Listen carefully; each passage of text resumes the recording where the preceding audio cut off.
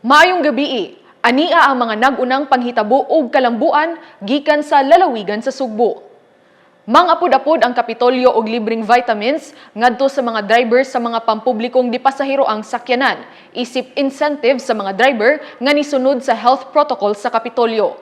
Ang taho ihatod ni John Fredson Granada. Hatagan sa Kapitolyo og usa ka buwan nga supply sa vitamins ang mga driver sa bus ug mga konduktor isip incentive sa abtik niini nga pagsunod sa iyang gilatid nga mga lagda sama sa paglikay sa overloading ug pagsulob og personal air purifier.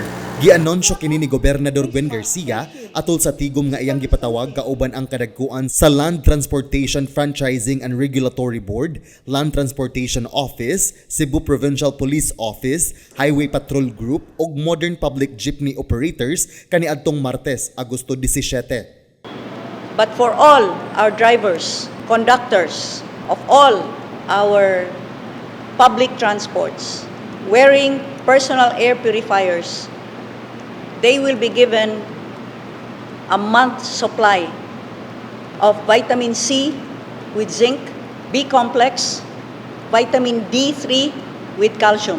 That will be a month's supply, which we will call the vitamin pack, which will be given free from the province of Cebu to all of our drivers and conductors who, after all, we should also consider as frontliners. Subling gipasabot sa gobernador ngadto kanila nga ang pagsulob og personal air purifier dugang kini nga proteksyon sa mga driver ug konduktor aron dili matakbuyan sa bisan unsang klase sa virus. Apan wala kini nagpasabot nga dili na sila mosulob og face mask o face shield ug maglikay og sikit-sikit sa laing tawo o physical distancing. Aside from what has always been the usual protocols, the minimum health protocols of masks and face shields and frequent hand washing, kindly include frequent bathing, taking a bath as well, personal hygiene. I mean, you cannot just limit your washing to the hands. If you can take a shower in the morning and another shower in the evening, that might be good. But aside from these air purifiers are available. Mipasidaan usab ang gobernador sa mga operators nga kinahanglan ipa-register gayud ang tanan nilang mga sakyanan ngadto sa terminal aron maapil nga mahatagan sa incentive nga vitamins. Kana maayo kay na nga gibuhat ni Go para at least tabang sa atong mga driver o operator nga ma-enhance pa gyud ilahang ma-boost pa ilahang immune system ba. That is a great aid for us to give to them. Nga malipay sad sila nga gikan jud mismo sa Kapitolyo sa gobernador na adjud sila madawat nga mura ba og bisan usa ra nakakapsula ang gugma ni abot jud sa ilaha. So lipay kay mi ana.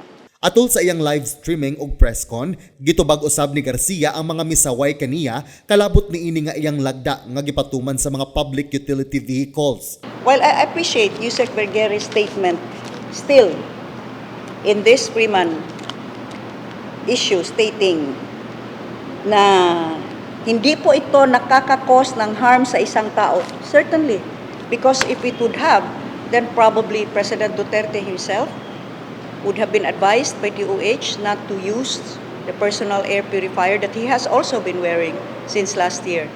Then probably Senator Bongo and other senators would, and even some cabinet secretaries would have been advised by DOH not to use personal air purifiers. But what is common amongst all of those that are wearing personal air purifiers? We continue to observe the minimum health protocols. Gani, usa sa mga benepisyo nga makuha niini mao ang pagbugwak og negative ion diin limpyuhan ang hangin sa palibot. And over here in Cebu, where we're trying to battle an unseen enemy, we are doing the best that we can, going beyond what has been the oft-repeated protocols.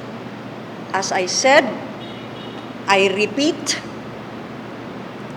for clarity, this is not to say that we are setting aside existing health protocols already mandated way back a year and a half ago.